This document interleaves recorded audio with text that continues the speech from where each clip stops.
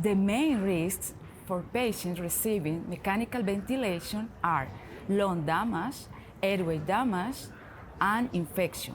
In this line, the main impairments are hemoptysis, pneumonia, lacerations, edema, erythema, and volume and pressure damage, and others.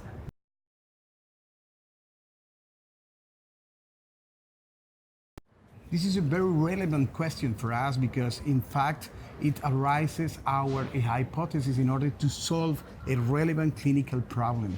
The problem is that patients discloses an accumulation of secretions in the oropharynx and supraglottic sphere.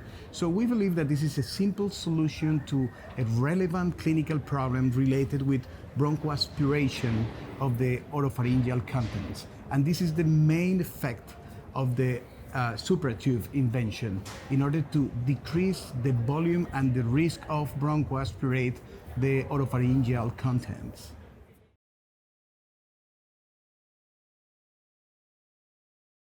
The aim of the study was to evaluate the safety and efficacy of the continuous supraglottic aspiration in patients under mechanical ventilation in the intensive care unit.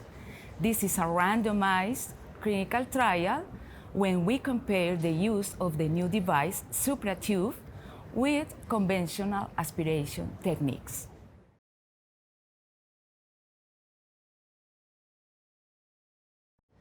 I think that the most striking finding is that we underestimate systematically the volume that is accumulated in the oropharynx sphere in these patients.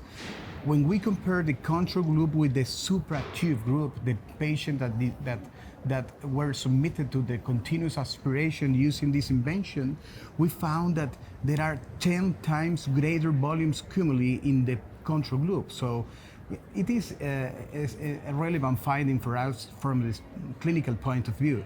This increases the relevance of the device in order to decrease the risk of bronchoaspirate this accumulate in the oropharynx. We found that more than 10 times is the volume of the accumulate of the oropharynx contents in the control patients. So we hypothesize that if you decrease this volume, you are decreasing the risk of bronchoaspirate the contents.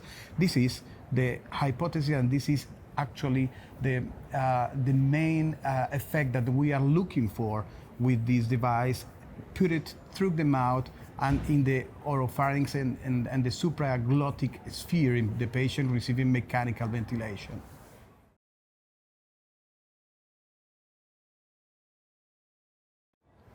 We have found that the device is able to aspirate thousands of milliliters in every patient per day. So I think that we have the efficacy demonstrated in this trial. But probably we need to demonstrate that this device is relevant in order to decrease mortality or to decrease the cost of the health care of these patients. We have preliminary results that actually we have found that the cost of the clinical care is lower in patients receiving the device.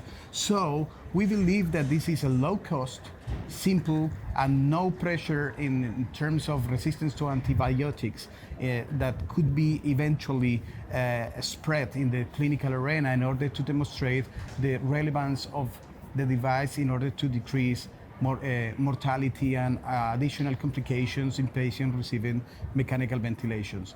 I think that we have not a Me Too device.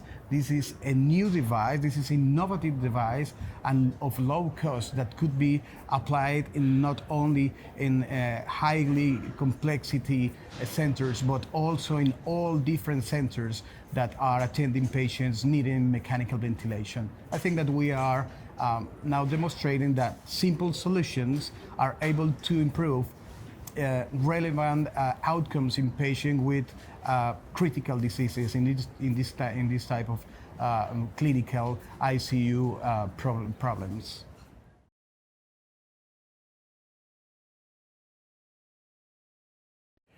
One of the points that I would like to emphasize is that this is a transdisciplinary research where the question arises from the clinical perception that there are problems that are still unsolved.